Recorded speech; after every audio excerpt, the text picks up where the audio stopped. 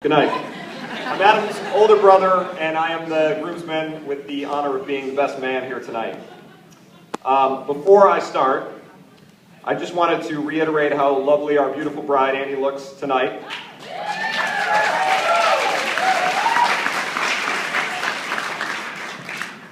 And Adam, you did what you could. In all seriousness for a minute, I wanted to thank a number of people on behalf of Adam and Annie. First, Brent Routman and Dan Knopf for performing the ceremony. I thought they were fantastic.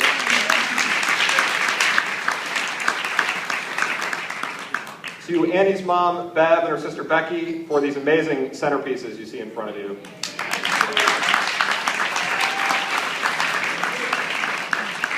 To Megan and David, you've both done an incredible amount to make this day happen.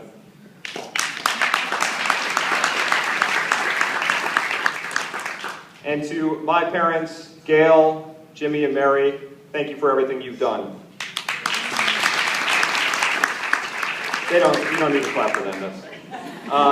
To everyone that traveled in to be here from so many places, as was mentioned last night, thank you for coming in.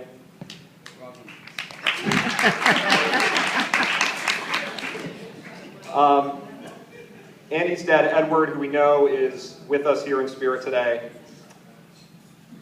To Russell for walking Annie down the aisle today.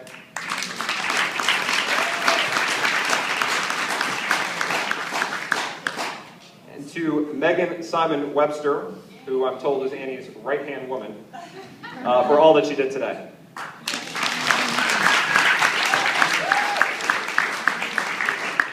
And of course, to all the dashing groomsmen and bridesmaids. We were all fantastic. This is truly an incredible evening all around. I do hope this wedding turns out better for Adam than my wedding turned out for Adam, where he spent the subsequent 18 hours either on or praying to the toilet.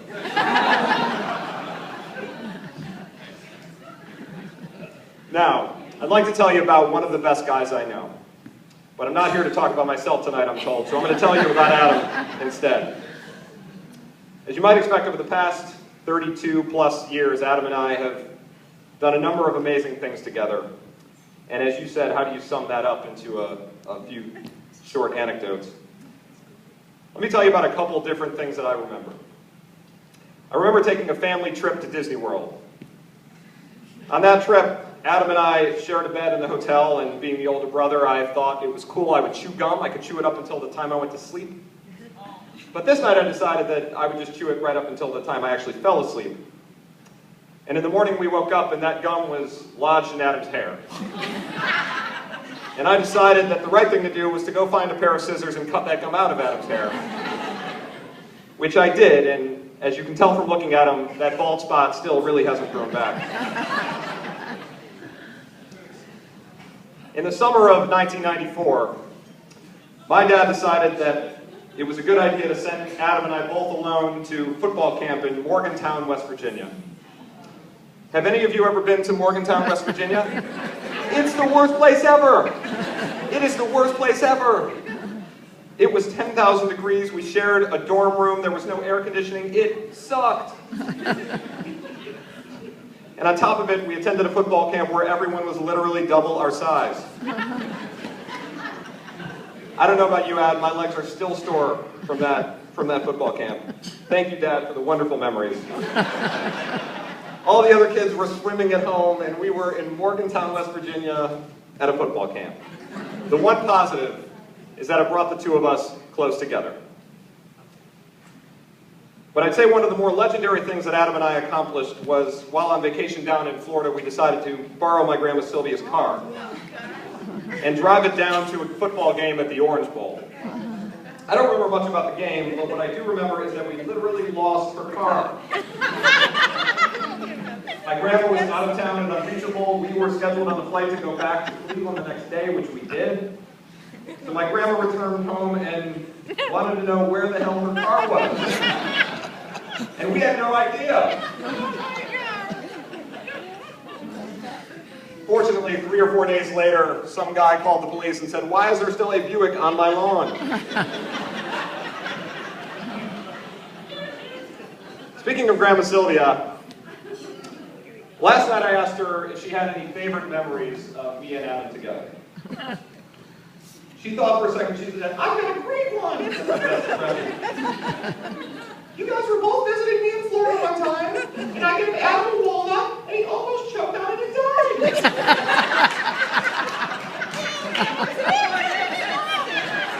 That's a true, people witnessed her telling, so that is a true story.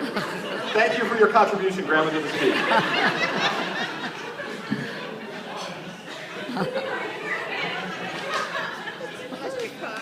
So there are many, many more stories that you might be able to imagine, but one thing is constant. No matter what, Adam always rolled with the punches, and regardless of what happened, he was always there for me, just as he is there for everyone that needs him. That even includes a time when I cut a chunk out of his hair, but Adam was then, and he is today, the best guy I know. What he lacks in looks relative to his older brother, he more than makes up for it by being incredibly compassionate, sincere, loyal, caring, and funny. Adam, you're an incredible brother and a great friend, not just to me, but to many in this room. But starting tonight, there's only one person that will have the esteemed title of being your best friend for many, many years to come. And that person is Annie. Annie, I have literally never seen Adam happier than when he is with you. You are beautiful, smart, witty, gracious, and generous. And you're really enjoyable to be around as long as we don't get into a debate on immigration policy. Love it. But we could not be happier to have you join our family. Partly because it comes with an obligation to babysit our children, but mostly because we love you very much. Adam, you are a lucky man. You're leaving here today gaining a wife who is warm, loving, caring, funny, and who radiates kindness wherever she goes.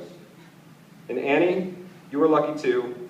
You leave here today having gained some flowers on a beautiful dress. It's beautiful.